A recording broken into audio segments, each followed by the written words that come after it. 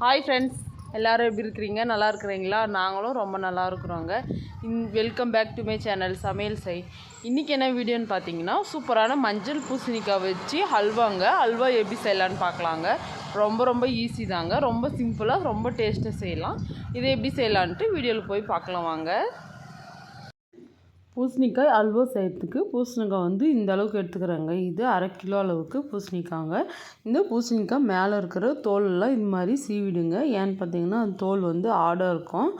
அது நம்ம தேய்க்கும் போது அந்த காய் சீவிரக்கட்டை வச்சு தேய்க்கும் போது அந்த அளவுக்கு நல்லா இருக்காது. ரொம்ப ஹார்டாக இருக்கிறதுனால தோலெல்லாம் சீவிட்டு இது போல் எடுத்துக்கலாம். இதுக்கப்புறமா இந்த தோல் தேவையில்லைங்க, போட்டுடலாம். அடுத்ததாக நம்ம தோல் சீவி வச்சுக்கிற பூசணிக்காயை இந்த மாதிரி காய் சீவரை கட்டி வச்சுட்டு நல்லா துருவிக்கலாங்க. நல்லா மெல்லிசாக இருக்கிற பக்கமாக பார்த்துட்டு துருவி எடுத்துக்கோங்க. ஏன்னு பார்த்தீங்கன்னா அப்போ தான் சீக்கிரமாக பூசணிக்காய் வெந்துட்டு சாஃப்டாகிட்டு அல்வா சாப்பிட்றதுக்கும் ரொம்ப நல்லாயிருக்கும். இது போல் நல்லா சீவிக்கலாம். இதே வெஜிடபிள் பூசணிக்காயில் செய்கிறேங்க. நீங்கள் கேரட்டு, பீட்ரூட்டு, வெள்ளை பூசணிக்காய் அந்த மாதிரி எதுலனாலும் செய்யலாங்க. ரொம்பவே நல்லாயிருக்கும். இது நான் செய்கிற மாதிரி செய்யுங்க. எல்லா பூசணிக்காயையும் கொஞ்சம் கொஞ்சமாக இது போல் திருவி எடுத்துக்கலாம்.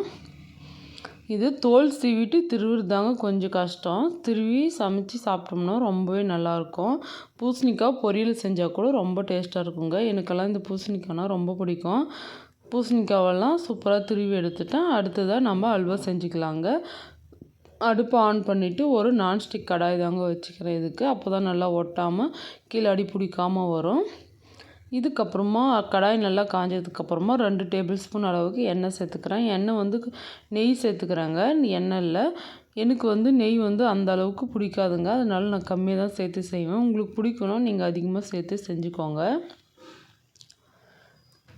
அப்படி இல்லைன்னா எண்ணெய் பிடிக்காதவங்க ஃப்ளேவர் இல்லாத எண்ணெயை கூட சேர்த்துக்கலாம். நான் இன்றைக்கி 2 டேபிள் ஸ்பூன் அளவுக்கு நெய் சேர்த்துக்கிறேன். கடைசிலையும் நெய் சேர்க்க போகிறோம். எண்ணெய் சூடானதுக்கப்புறமா ஒரு 6-7 நெய் நல்லா சூடானதுக்கப்புறமா ஒரு 6-7 முந்திரியும் இது கூடவே திராட்சையும் சேர்த்துட்டு நல்லா வறுத்துக்கலாம். திராட்சை நல்லா பெருசாகி வரணுங்க. வறுத்ததுக்கப்புறமா எடுத்து ஒரு பிளேட்டில் வச்சுட்டு இதே எண்ணெயில் நம்ம துருவி வச்சுக்கிற பூசணிக்காவை சேர்த்துக்கலாங்க. பூசணிக்காய் சேர்த்துட்டு நல்லா மிக்ஸ் பண்ணி வதக்கிக்கலாம். இதுவே நெய் கரெக்டாக தாங்க இருக்கும். நம்ம கடைசியில் கொஞ்சம் மட்டும் சேர்க்க போகிறோம். ஏன்னு பார்த்திங்கன்னா நெய் அதிகமாக சேர்த்து செய்யலை இன்றைக்கி.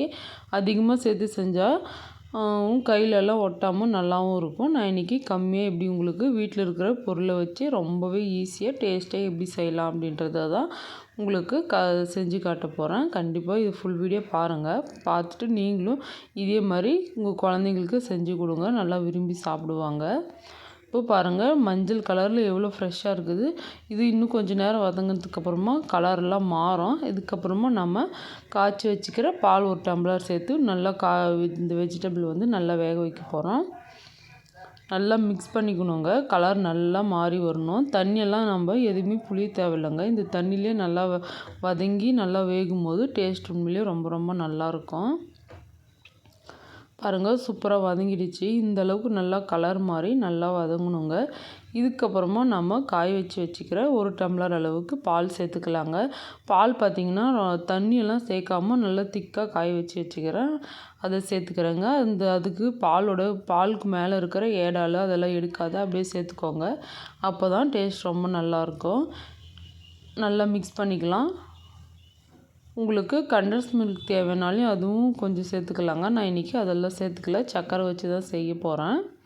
நல்லா மிக்ஸ் பண்ணிக்கலாம். இப்போ பாருங்கள் எந்த அளவுக்கு தளன்னு இருக்குது. பால் ஊற்றுனதுக்கப்புறமா பாலெல்லாம் நல்லா நல்லா சுருண்டு வதங்கி வரணுங்க. அதுக்கப்புறமா தான் நம்ம சர்க்கரை சேர்க்க போகிறோம்.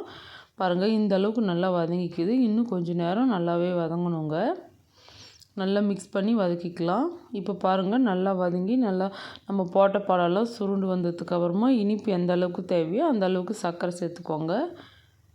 நான் இன்றைக்கி 1 டம்ளர் அளவுக்கு சர்க்கரை சேர்த்துக்கிறேங்க. இதுவே கரெக்டாக இருக்கும். ஏன்னு பார்த்திங்கன்னா நம்ம பூசணிக்காவே ஏற்கனவே நம்மளுக்கு இனிப்பாக தாங்க இருக்கும். அதனால் கொஞ்சமாக இனிப்பு சேர்த்தாலே போதும்.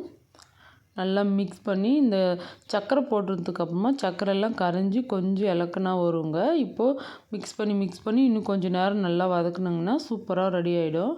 நல்லா மிக்ஸ் பண்ணிக்கலாம்.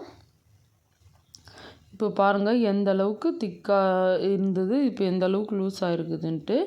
இது நல்லா இந்த சர்க்கரையிலே நல்லா வதங்கி இன்னும் கொஞ்சம் நேரம் நல்லா வதங்கி தொக்கு மாதிரி வந்ததுக்கு அப்புறமா தான் நம்ம எடுக்க போகிறோம்.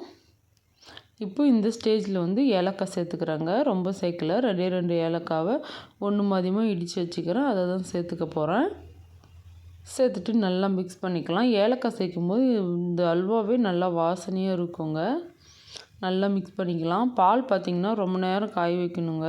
கொதித்து உடனே ஆஃப் பண்ணிட்டிங்கன்னா பால் வந்து பச்சை ஸ்மெல் வரும், அந்த அளவுக்கு டேஸ்ட் நல்லா இருக்காது. நல்லா கொதிக்க வைக்கணும்.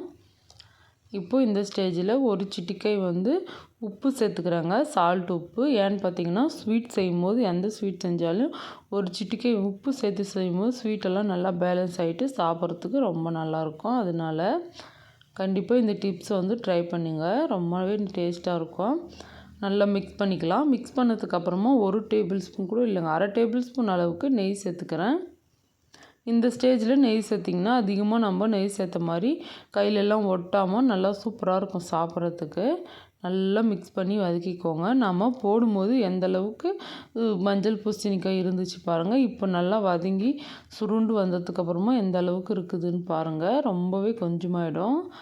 நல்லா வதக்கி மிக்ஸ் பண்ணிக்கலாங்க. இதுதாங்க பதம். பாருங்கள் கடாயிலெல்லாம் ஒட்டாமல் சூப்பராக வந்திருக்குது. இந்த அளவுக்கு நல்லா வதங்கி வந்ததுக்கப்புறமா நம்ம வறுத்து வச்சுக்கிற முந்திரி திராட்சையும் சேர்த்துக்கலாங்க. சேர்த்துட்டு நல்லா மிக்ஸ் பண்ணிக்கலாம். நம்ம நெய்யில் வறுத்து வச்சதுனால வாசனையும் ரொம்ப நல்லாயிருக்கும். நல்லா மிக்ஸ் பண்ணி இன்னும் கொஞ்சம் நேரம் நல்லா வதக்கி எடுத்தால் சூப்பரான மஞ்சள் பூசணிக்காய் அல்வா வந்து ரெடி ஆகிடும். இந்த கலர் பாருங்கள் எந்த அளவுக்கு கலராக இருக்குது. நம்ம எந்த ஃபுட் கலருமே சேர்க்கலைங்க, அதோடைய நேச்சுரல் கலர்லேயே செஞ்சுக்கிறோங்க.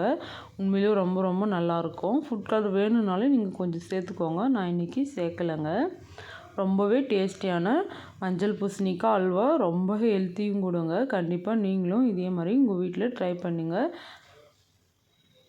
பூசணிக்காய் அல்வா வந்து சூப்பராக ரெடி பண்ணிட்டாங்க. ரொம்ப சிம்பிளாக தான் செஞ்சுக்கிறாங்க. ஃபுட் கலரெல்லாம் எதுவுமே சேர்க்கலைங்க. அதோடைய நேச்சுரலாக இருக்கிற அது அந்த மஞ்சள் கலர்லேயே செஞ்சுக்கிறாங்க. ரொம்ப டேஸ்ட்டாக இருக்கும். இப்போ சாப்பிட்டு பார்க்கலாம். உண்மையிலே செம்ம டேஸ்ட்டாக இருக்குங்க. கண்டிப்பாக நீங்களும் உங்கள் வீட்டில் இதே மாதிரி ட்ரை பண்ணி குழந்தைங்களுக்கு கொடுங்க. கண்டிப்பாக அவங்க ரொம்ப விரும்பி சாப்பிடுவாங்க. ரொம்ப ஹெல்த்தியும் கூட. கடையில் வாங்கி கொடுக்குறத விட இது மாதிரி வீட்டிலே செஞ்சு கொடுங்க. வீட்டில் இருக்கிற பொருளை ரொம்பவே சிம்பிளான பொருள் வச்சு தான் செஞ்சுக்கிறேன். கண்டிப்பாக நீங்களும் உங்கள் வீட்டில் செஞ்சு கொடுங்க குழந்தைங்களுக்கு. இந்த வீடியோ பிடிச்சிருந்தா மறக்காமல் சமையல் செய் சேனலை லைக் பண்ணுங்கள், ஷேர் பண்ணுங்கள், கமெண்ட் பண்ணுங்கள், மறக்காமல் சப்ஸ்கிரைப் பண்ணுங்கள். அடுத்த ஒரு நல்ல வீடியோவில் பார்க்கலாங்க. அது வரைக்கும் பாய்.